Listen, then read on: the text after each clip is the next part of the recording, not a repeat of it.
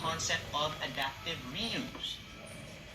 And to explain to us more about adaptive reuse, we have with us Lauren Lodico and Kylie Regala from the PSID, the Philippine School of Interior Design. Good morning, ladies. Good morning. Hi, good morning. All right, adaptive reuse is, how is this different from restoration, and what exactly makes adaptive reuse, adaptive reuse and not just salvaging and maintaining? Yeah.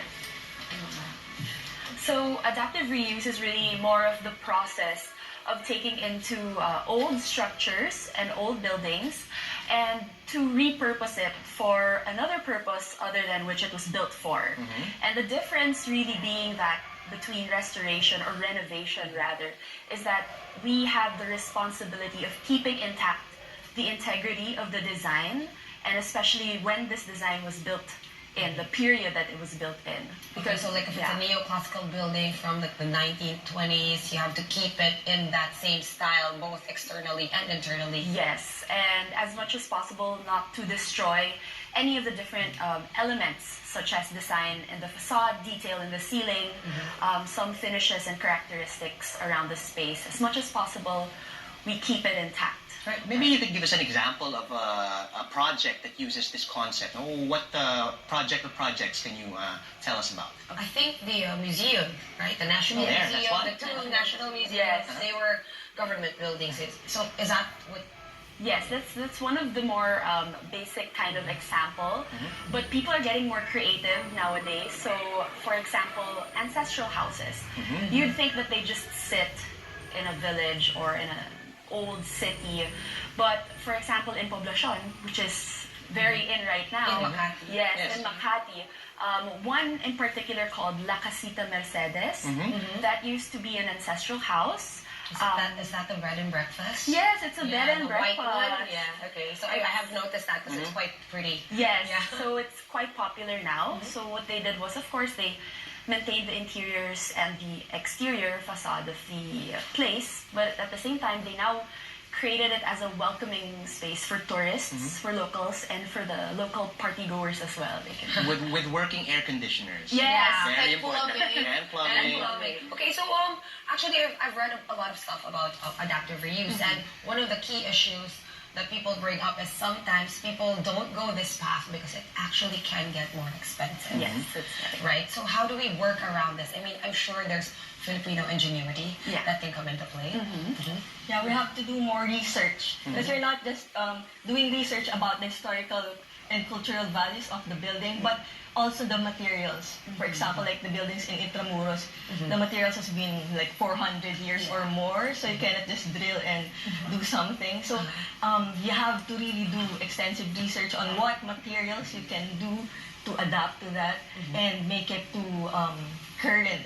How does this all work though? I mean, you guys are interior designers, but I'm sure you need architects, you need engineers, and you all have to like collaborate and work together because like you said, sometimes it's a structural issue, and that's supposed to be not part of your job anymore, technically, right? Yes. Yeah, we really have to work with different professionals, especially. It's not a DIY thing at all. No, we don't recommend that. Let's see if I can adaptive reuse my house or something. No one gets to do that. Yeah, like I was a part of reconstruction and adaptive reuse of Ayuntamiento building in Intramuros. Nice. And we've worked with architects, engineers, everybody. We consulted historians, so we cannot just do something. We have to really dig into it and consult the professionals, which are. For example, you have an old building that was constructed with a particular kind of, let's say, materials that's no longer available on the market now. What then do you normally use to supplement whatever else you need for this adaptive reuse process? Like what would normally be the alternative? Well, what's good about the technology now, we can do like faux finishes. Yes. So it looks similar, but it's not really the original material, but the look is the same. So aesthetics wise, it's similar. Okay, you mentioned Intramuros, so obviously that is one of the last bastions of our history.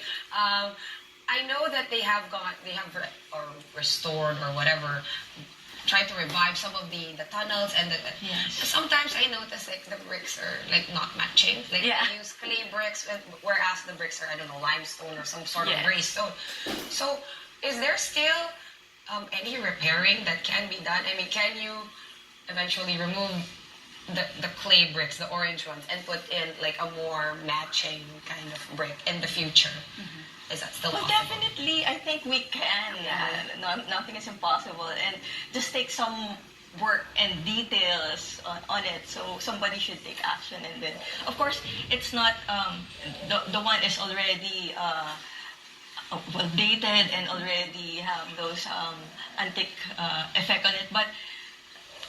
Well, with the full finishes and all Yeah, some detailed touches, we can do it. So with this adaptive reuse that you guys do, is it limited to, let's say, a really old building that's then remodeled for a more commercial purpose? Let's say that bed and breakfast that was mentioned earlier. What about for people who are looking to build and sell? Like the normal scenario would be somebody comes along and then there's an old house. They're just gonna tear that down and build a new one in its place before selling it. Now, is there a market for adaptive reuse when it comes to these types of scenarios? Yes, we believe so, especially now. For example, well, this is a more commercial example. They could have easily torn down the Nielsen Tower along Makati Avenue. Which is now Blackbird, of course. Which is now Blackbird, and that used to be Manila International Airport. So knowing that Makati is such a grand cityscape, they could have easily torn that down. But instead, they preserved it and recreated it into a restaurant. And we feel that adaptive reuse can play into the advantage of business owners and homeowners, because the very nostalgic charm of these places in itself is quite a great marketing strategy, wherein people nowadays want to be immersed in that culture. But So I think one of the best examples of this as well is in Escolta. Yes, They revived a bunch of the old buildings there, and now it's a social pop-up whatever flea markets on the weekends. They have parties and raves there, and all of that. Nearby also, near Letran, in Intramuros, they also, fixed up, turned into a dorm, the old... the Apartel. Old newspaper building. So these are certain examples, and like we mentioned earlier, it does cost a lot more to... I was reading about one of those buildings in the newspaper before, and they were asking the owners, what made you decide to spend more and, try to save the building rather than just tear it down like you said, because it's cheaper and you can actually maximize it and make more money. So how do you convert the mindset of people into using this, especially the government, because they're the ones that have control over a lot of our historical buildings? I mean, with the private sector, it's a lot easier. But with the government, how do we do this? It's a win-win situation because we are able to preserve the historical value of that place, and at the same time make it useful. Okay, so we address both needs. So especially if it's a very important structure, like even in other countries, when we went to Germany, there are so many churches, but of course nobody goes to the church nowadays there. They converted it into restaurants. So you can still appreciate the culture, the buildings, and see its nostalgic effect, but at the same time, it's also already functional. Of course, they want it to be functional and useful in today's time. You're able to breathe new life into the structure. Yes. And it's a lot about sustainability.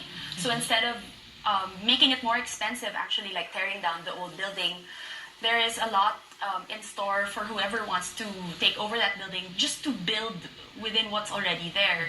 At the same time, it's also socially sustainable because the concepts that they could think of putting into these structures should be beneficial to the community that's around it, should be relevant to the community that's around it. So again, it's another appeal to us, to the younger generation, and of course to the generations before us, that they were able to sustain and maintain what they grew up knowing. So I think that's a great... adapting to current needs. Yes, Excellent. and I, for one, am really alive with all these buildings. They're really beautiful. And again, takes you back. Fan of all these old buildings. What does that say about me? Before we go there, thank you very much, ladies, for joining us again. Again, Lauren Laudico and Kylie Mercala from the PSID, the Philippine School of Interior Design. Yes. Thank you.